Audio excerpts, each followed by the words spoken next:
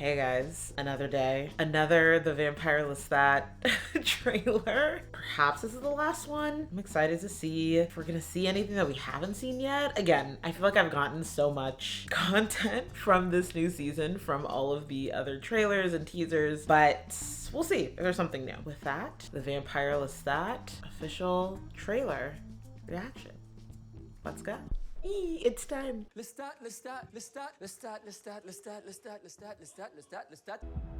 You've been alive and undead for 265 years. Hate. You Me. witnessed the French Revolution. Oh, the French Revolution. Oh, wow. I am the vampire. You know, that is interesting. Yeah, I didn't even really think through all the things that he's probably seen and lived through in his life. Huh. I am the Vampire Lestat. It's my era. What happened to his chest? Oh my god. Oh, he's doing covers. Thousands of fans love you. I want millions. Billions. It's a very Lestat thing to say. My music. Why now? We're doing a rewrite. Interesting. No one seems to give a shit about you. I've been a monster. This is my reckoning. Whoa. You kill people. I'm people. We're people. And so was I.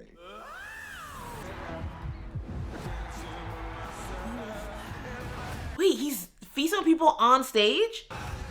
Oh, is that Oh my god, there's like so much happening. Oh. Oh. Oh my god. I am the Vampire Lestat. Who is, wait, what? I am a god.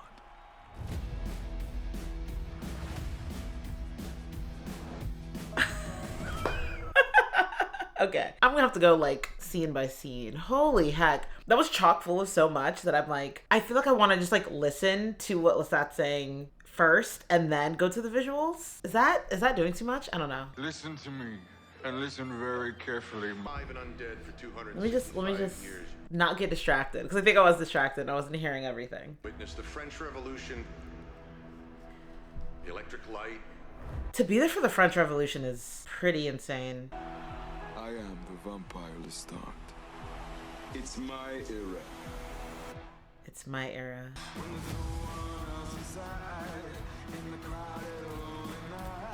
Okay, the song is Dancing with Myself.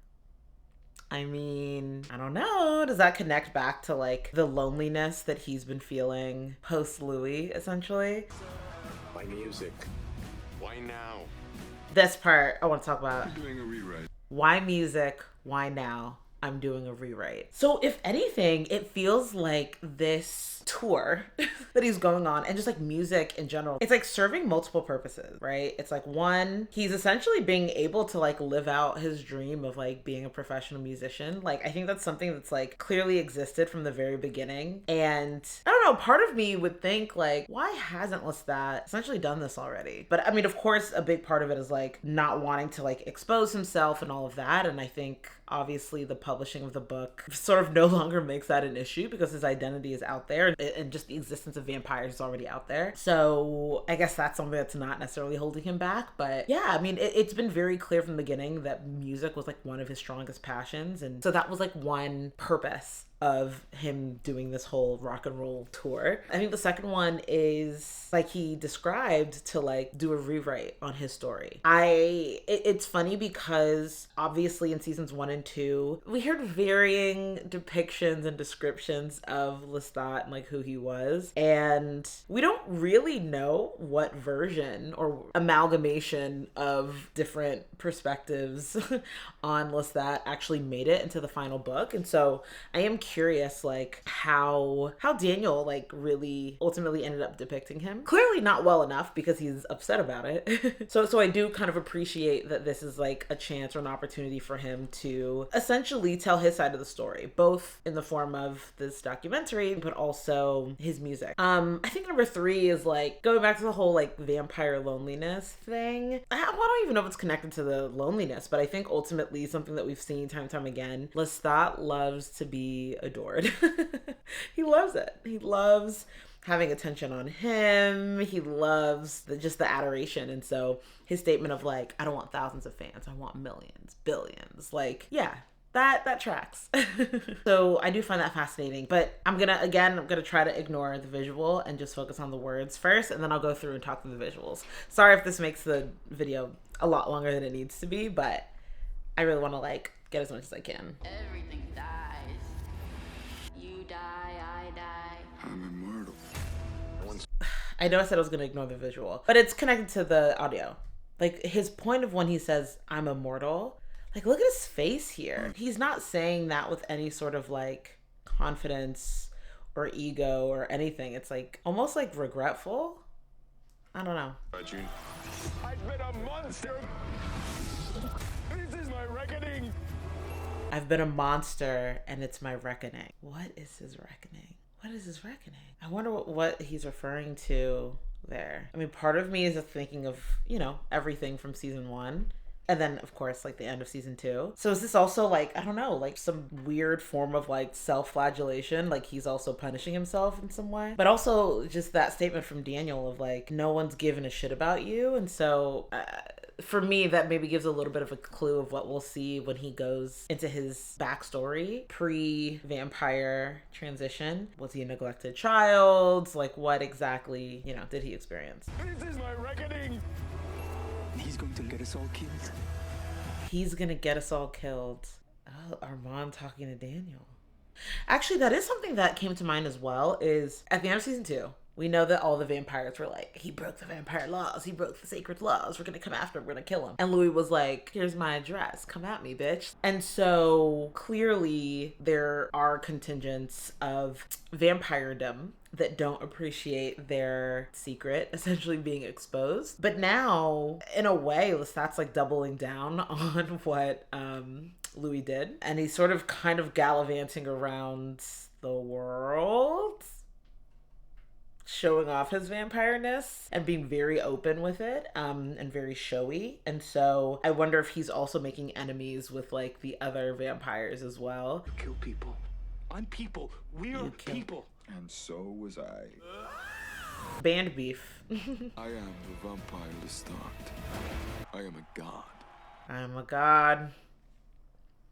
Just thinking back to season 1, what's that? And that's actually something that will be obviously revealed in this particular season, but like everything we know of Lestat is like a very narrow sliver of his entire life, right? Like Lestat is such a huge part of Louis' story, but in reality, like Louis really is a pretty small part in the overall story of Lestat, like in his entire timeline. This whole everything with Louis is actually a relatively small chunk. And so and so I think that's something that's will be interesting to really sort of see and kind of grapple with, like as the audience, because it's like it feels very much like you don't even know the half of it. But what I was gonna say was, what's interesting is throughout what we've seen of Lestat, he had pretty limited engagements and relationships with humans. And I think the only person outside of Louis, of course, was Antoinette. Obviously, he ended up turning both of them. Yeah, we don't really see Lestat maintaining real relationships with humans. And so to see like the dynamic with him and the band will be really fascinating. Because, you know, season 1 Lestat was very like, there are savory inferiors, you know, just about humans. And so it's interesting, now he's like on a tour bus hanging out with them.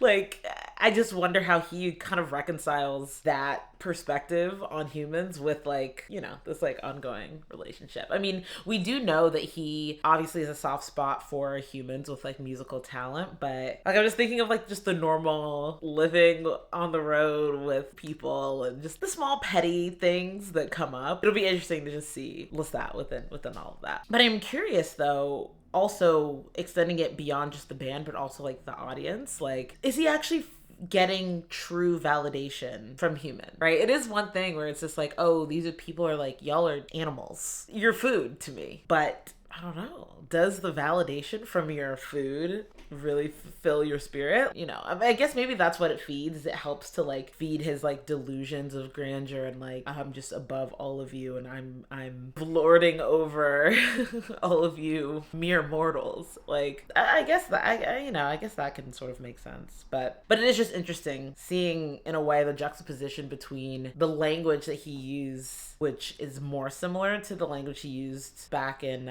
season 1, how he balances that with obviously him having some frustrations with how he's being perceived by the rest of the world, the human world, from his depiction in the book, and of course like how he's being received in terms of his music. Anyway, those are all the things that came to mind. Now we have to focus on the visuals.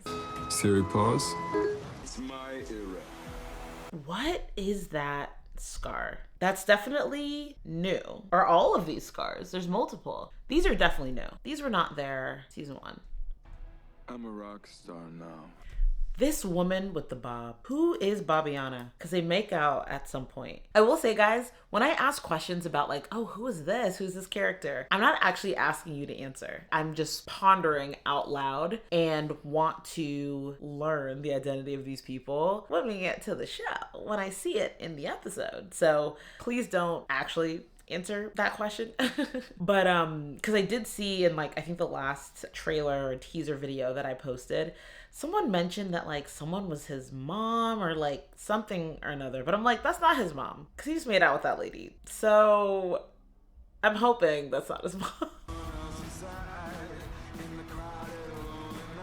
Like, imagine. Part of this is also just thinking, like, if this actually happened in real life, if they expose, like, oh yeah, vampires exist, and one's like, oh, that vampire in the book, it's me. I'm in a band now. First of all, would I go to his show? Absolutely. Especially if the music's good, which it seems to be.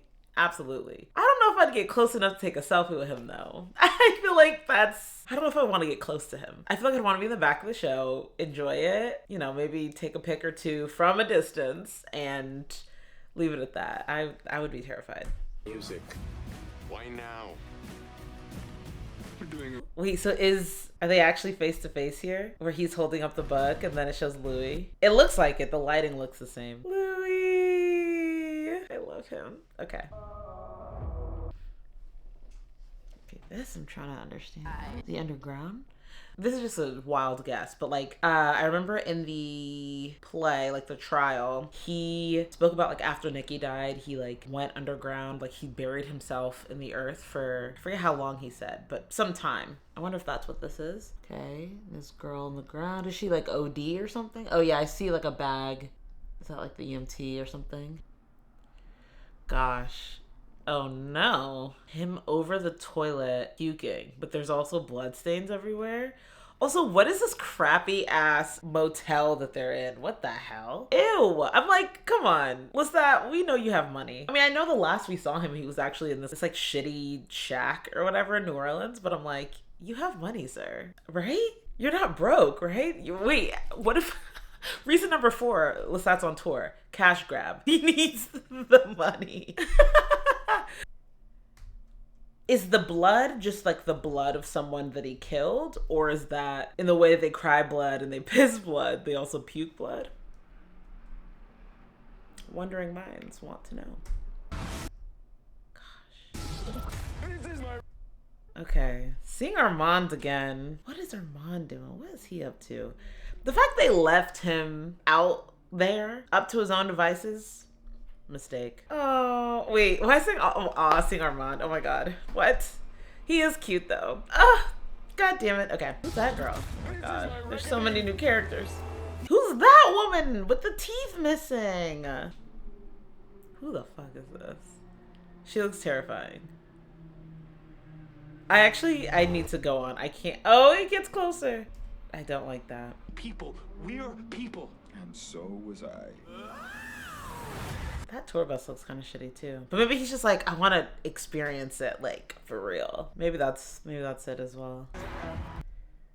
And this imagery of like them reaching and going to his heart, fascinating. Who the fuck is this woman?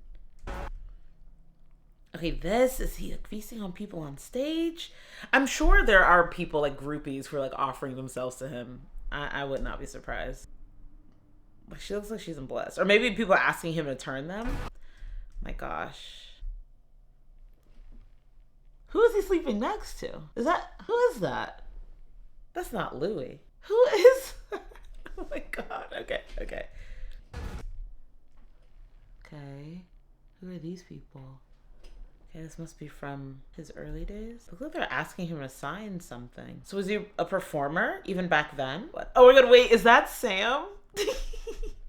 Wait, at the club. I remember they made a comment that Sam is a DJ now and he wears like a helmet or something. Is that Sam? I won't be surprised.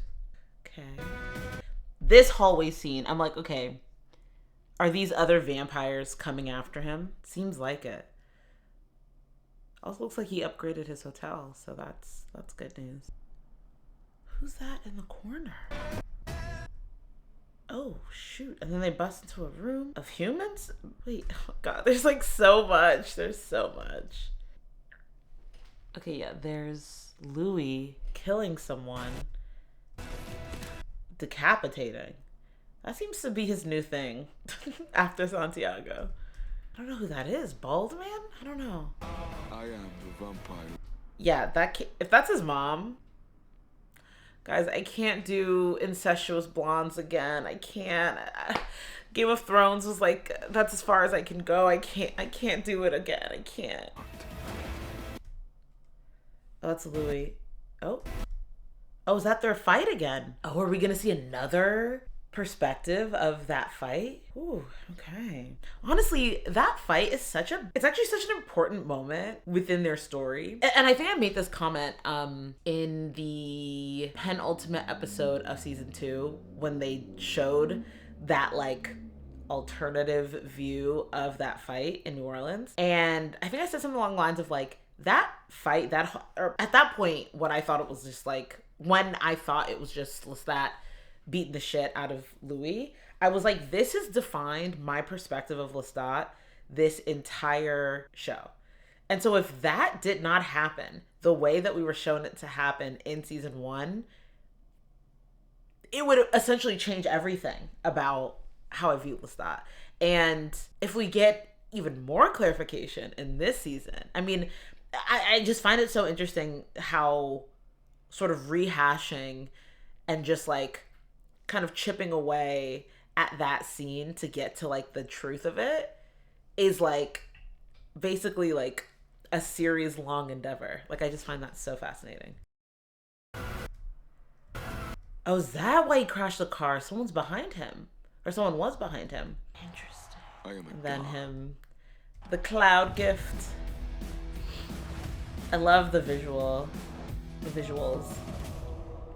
Okay, guys. I feel like I probably like overdid it, to be honest, and so I may have to edit this down before I put it on YouTube so it's not like so egregious, but crazy.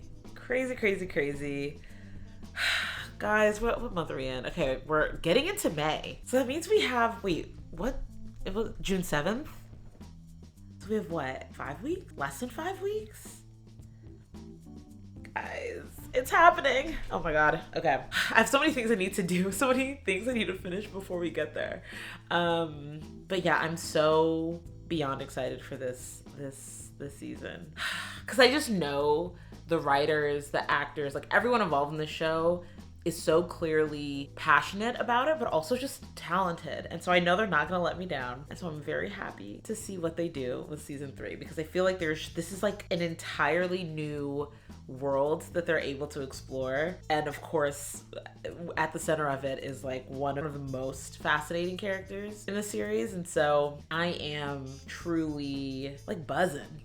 And I know in the beginning I was just like complaining about like, oh, there's so many teasers, so many trailers. I take it back. I'm glad that we have all of these things, because it really just adds to that anticipation and to that excitement.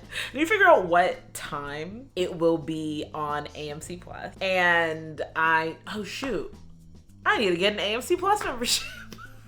I forgot that I didn't have one. Oh frick. Oh my god. Okay, so many things I gotta do. I'm gonna try my best to be timely with the reactions. And so what I'll probably do is I will, I think, post the uncut videos or the like roughly cut videos on my Patreon within, you know, like basically same day. I try to have my turnaround between the premiere and posting it on YouTube, the edited reaction. I'll try to make it quick. I'll try. The thing is, what you have to understand is all of these other reactors who are able to post things quickly, immediately, they have other people who are editing for them. They like are paying people whose job it is to edit. Unfortunately, I am not at the point in my YouTube career where I can pay people to help me edit videos, and so I will be doing it myself. Other difference between us is a lot of times they do it as a full-time job. I have an actual full-time job that's also like actually very demanding, and so, you know, I don't have that much time to spare, but I will try my best because I want, like, essentially what I want, what would be ideal, what would be perfect for me is if we have, you know, we're able to like theorize and chat and like argue and discuss in the comments on YouTube several days before the next episode. So we have time for all of it to breathe, you know? Because that's something I also realized for me in my experience when actually reacting to the show. Obviously I reacted to it after the first 2 seasons had already been out, but because of my upload cadence, I was basically, in a way, watching like 1 episode a week. And so I would actually find having that time between episodes, and of course, you know, having some comments from people on Patreon or here on YouTube, and also just like editing helped to clarify some misunderstandings or identify things that I missed. Like having that time to actually spend with the episode, I think actually really helped to enhance my experience. And so we're kind of forced to do that with the weekly release. And so I think it'll actually be really nice. And so I'll try my best to get the edited videos out in a timely manner so that we have that time to chit chat before the next episode. So super excited to get into it. It's gonna be a new frontier. It'll be my first reaction like live essentially. So it'll be an interesting dynamic change, but I'm excited. Thank you guys so much for watching. If you want to follow along on the Vampire Lestat journey, feel free to subscribe. Also, if you are somehow coming to this video first and you haven't seen me react to seasons 1 and 2 of Interview with the Vampire, feel free to go back. I'll also link the playlist, but it's quite a journey, I think, going from the first episode here. So if you haven't seen it, you should definitely go check it out. Yeah, thank you guys so much for watching, and I will see you in the next one, which will be the first episode of the Vampire Lestat. Guys, we almost made it, man. We're almost here. Alrighty. Toodles. Bye.